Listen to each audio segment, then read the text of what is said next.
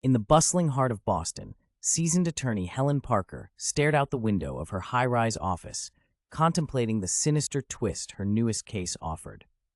Once a beacon of truth, Helen's faith in justice had weathered many storms, but none as enigmatic as the ordeal of Jacob Freeman.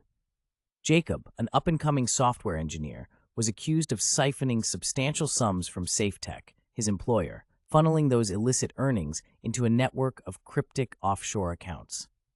The prosecution painted a clear picture.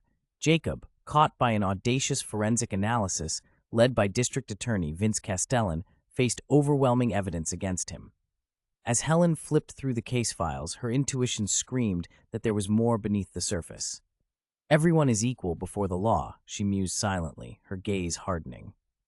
It would take more than just legal expertise to untangle Jacob from this web. In their first meeting, Jacob's jittery demeanor did little to dispel the shadows of doubt clouding the case. "I swear, Helen, I didn't do what they claim," he insisted, his voice barely above a whisper. Helen perceived the fear threading through his words, palpable and authentic.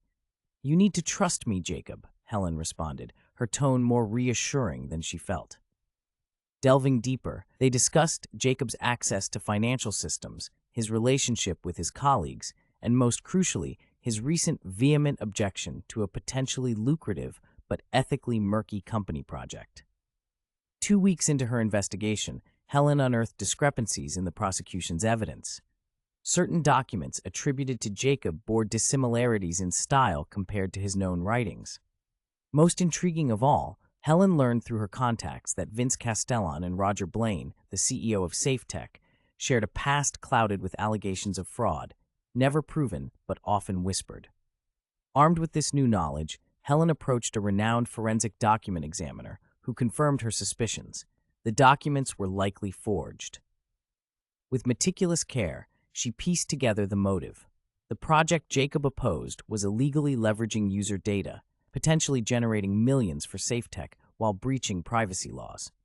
As the trial dawned clear and cold, the courtroom was packed. Castellan's opening remarks were potent, designed to sway the jury swiftly. However, Helen's calm yet fierce opening promised a battle of wits and legality.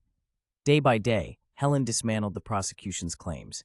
Expert testimonies revealed the forged documents. An IT specialist testified to Jacob's lack of access to the implicated systems during the thefts. Helen's strategic masterstroke came when she called Roger Blaine to the stand, confronting him with evidence of his meetings with Castellan prior to Jacob's arrest. Under relentless cross-examination, Blaine faltered, his facade crumbling. The court was riveted as he confessed to the scheme, implicating Castellan in the attempt to use Jacob as a scapegoat.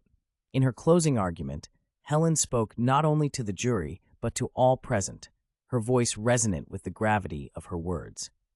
"In our zeal for justice, we must not blind ourselves to the truth," she declared, her gaze sweeping across the courtroom. "Integrity is the bedrock of our legal system, and today you have seen how easily it can be undermined by those meant to uphold it." The jury's verdict was swift, not guilty. As the courtroom erupted into a mixture of shocked and relieved murmurs, Helen felt a weary triumph.